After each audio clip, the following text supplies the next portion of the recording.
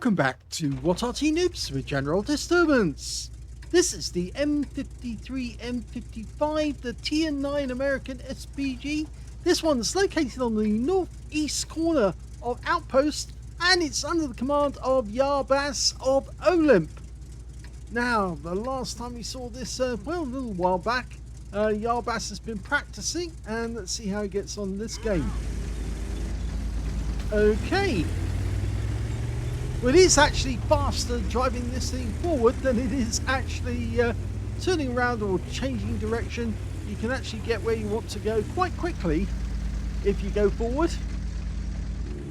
Admittedly, a lot of players, when they start off in a game, they will actually go forward at the same time as the rest of the tanks do, and that causes a traffic jam. So sometimes it's actually better to drive backwards.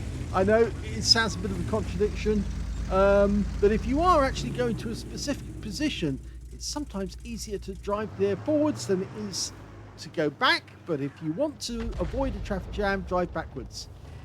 Okay, object 140 gone into the corner. He left that one a bit late, but he did get some stun and some splash on the object 140. Now it's a tier 10 game with tier 9 tanks in it. Lining up the next shot for the object 140.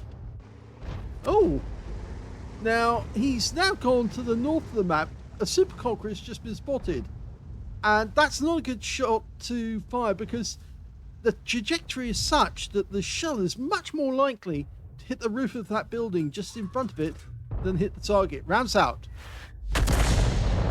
Yeah, exactly as I thought. I feared that it would do that. It seems it's much better to go after these ones at the other end of the corridor running to the castle. That super conqueror is good enough tanks to deal with anyway for the moment. Okay, object 430U, object 140, and a T30. We just saw the tracer from the enemy Arty coming over the top, so he's probably directly in line with us and those vehicles. So you could actually work it out by lining up the trajectory, or lining up the center line of your vehicle, and then looking beyond that point to a further point, and that would tell you exactly where the enemy is. Or rather, you could aim at that spot and then move further along until you get the exact spot. Now you got 409 hit points of damage off the last shot. That's a non-penetrating shot.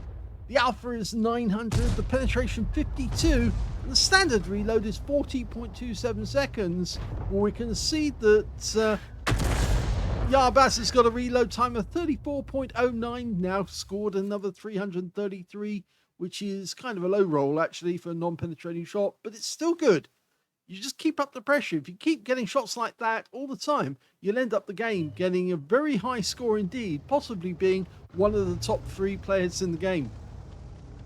Object 1430U down by the river. Now, there's a trick to this. Guys who pull out like that, they've got to get to a spot where they can shoot. So what you do is you aim at the shoot spot and wait until they pull forward. Now, he fired down at the moment he pulled back. Luckily for him, the shell veered to the right and actually hit the water, and he did get some splash. But the trick is actually to get them just as they come up to the aim point.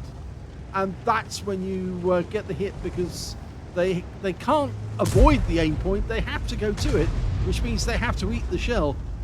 Okay, Tortoise come around the corner and has gone after the object 277, who's fired his 13 centimeter back. Tortoise got a 120mm, and that's a direct hit, but 255. Super Conqueror, the same guy we fired at before, and he's decided to go all the way around the outside of the Tortoise, who's tracked, and he's now side scraping off that building. I'm wondering if the 277 has actually gone all the way round, because the Super Conqueror didn't fire at him from there on in. The Super Conqueror appears to be actually firing at somebody else. Yes, he's side scraping off that corner. I think he's either going after the E3 or the T95. And now the Super Conqueror is down to just 10 hit points. And there's the 277. Yes, he did go round the outside. I thought he's done a quick circuit and he's come up behind the tortoise, who now realises he's got somebody up his rear. And there's the super contract. Yeah, 277 sees to him. And now the tortoise is kind of stuck because now he's going to get shot in the rear and he's gone. That was very clever, actually. I didn't realise that 277 was doing that until he pulled back and then the superconch didn't have a target. And I thought, the only way he could do that is if the 277s disappeared from sight altogether. Well, that Object 430U, I think, is the same one that was on the corridor trying to lead to the castle. And he's come all the way down to the north end. And that Jagdtiger went down. There's the enemy are 4 tanks down now. 4 tanks down. Very bad for them. The 430 looks like he's doing exactly the same as our 277 tried to do, but he's got tanks behind him as well as in front of him, and I don't think he's going to stay around for very long. Oh, well, that was a direct hit from Yabas, and he got the kill. So that was actually a very good one. It was a little close, though, to his teammates, and I probably would have been a little hesitant about shooting, seeing as if I'd done that shot, I think my teammate might have got hit as well, and that might have disqualified me from a high caliber.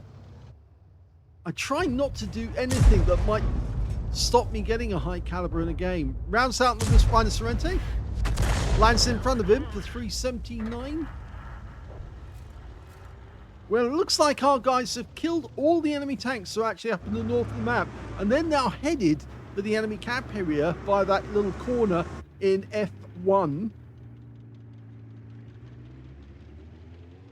I would not be surprised to find an enemy tank waiting for them. We're now 4 tanks up still.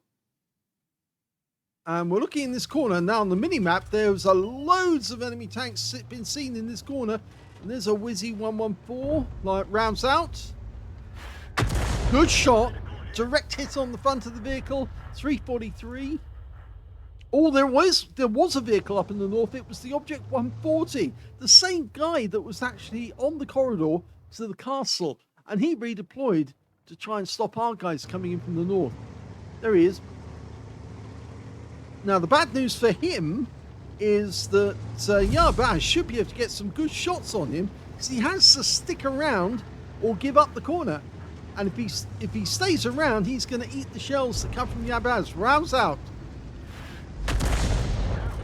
Well, he took a bit of splash, but he got rid of his stuns very, very quickly. You know, I think he's desperate to stay there. I get the feeling that that was the M5Y that was firing at the Object 140 from the castle grounds, because the shell was, the ground was kicked up. There you go. Happened again. I'm pretty sure that's the M5Y in the castle shooting at the M140. Rounds out. Oh, that was unlucky. That hit the building again.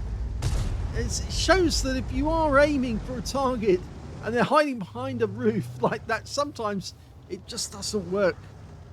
Although it does pay to be at long range, because the shell trajectory is going to be higher the further away the enemy is. Now we've got a Progetto 65 hiding in the middle of the lake. And that's a bit of a bad position for a Progetto to be in, especially when the enemy team's got an EBR 105. He should be running around the battlefield trying to keep his guys highlighted. In fact, he's actually was last seen near one of our guys down in the south. Our EBR 105 is watching the lake area. Rounds out in the TNH. Lands behind him. Their EBR's been spotted again. It looks like he was harassing one of our guys. Okay, go back here. The Kampfpanzer's eye. And he goes down to our Leopard prototype. TNH T-Viz 51 near the enemy cap area. Still hiding behind that wall. Their Object 140's been wiped out. So we've got no shot there, but we can put a round in here. He's kind of short on ammo as well now, so he needs to be selective about which shots he makes and which ones he doesn't. Well, the good news is the enemy EBR just bit the dust, taken out by our Cobra, which now means that they haven't got a spotter except for this Progetto. Now, can we get around onto him? We've lost sight of him. Rounds out. Reasonable good guess. That TNH is still there, and he's got the help of a Rhino Sorrente to stop our guys from coming in from the north. Okay, Conway. Now, those are good targets because they're relatively thin armor. It'd be nice if we could get a penetration. We see 114 almost loaded. Lines up the shot. Looks good. Oh, we've got two together. Rounds out. Well, it seems like they knew, but they both took damage from that shot, and both of them used their first aid kits straight away to get rid of the stun. Okay, there's that Progetto. Looks like he's behind that bush. We might be able to put the shell in on that corner just there.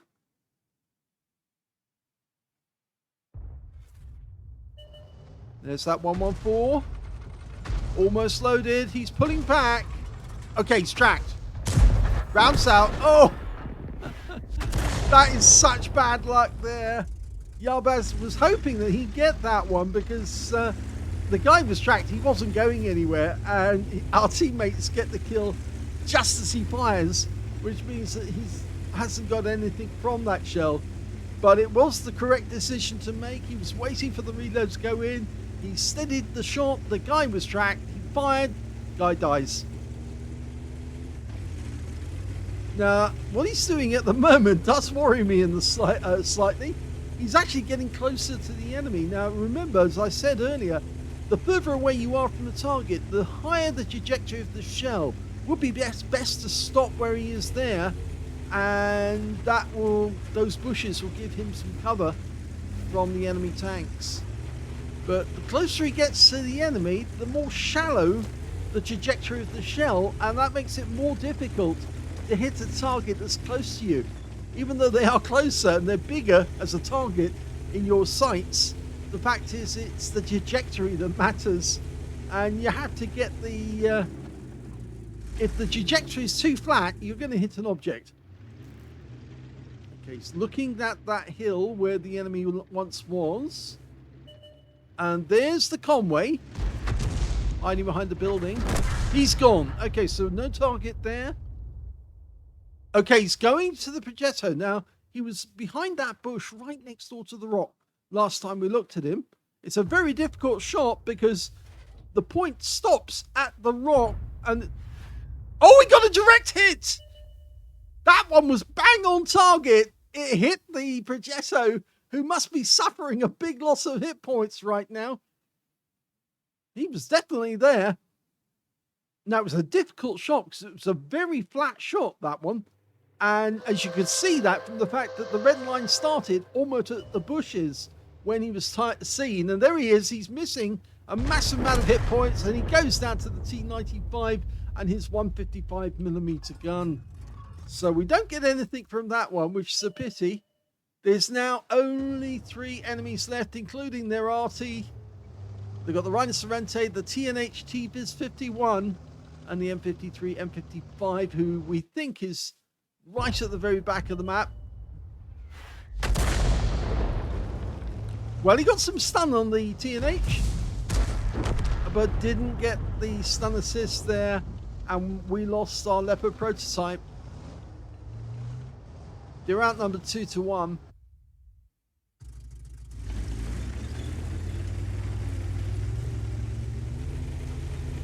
We're capping, so it's going to be over by a cap if the enemy doesn't move out from that position.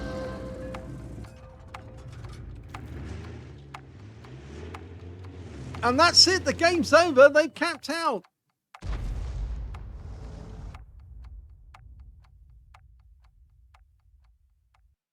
Here's the end of battle results, and that was the second class tanker by Yarbaz of OLIMP in the M53 M55.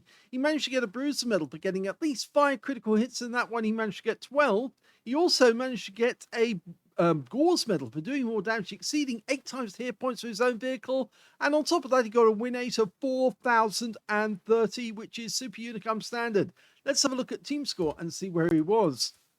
Well, he didn't get the highest damage, unfortunately. That went to the T110E3 on his team, who managed to get an Invader medal. So he was one of the guys who was capping at the end and got at least 80 capture points in the process. And he did get the second highest damage in the game. Yarbaz got 3,719 hit points of damage, and he picked up the Gauze medal. And the third highest damage in the game turned out to be the T95, who managed 3,245 hit points of damage from the game. When it came to kills, it was the T95 with 4 kills. 2 kills went to the Leopard Prototype A on our team, the TNHT Biz 51 on the enemy team, and Yarbaz only got 1 kill in the game, but he still managed to get a good result with the Gauze.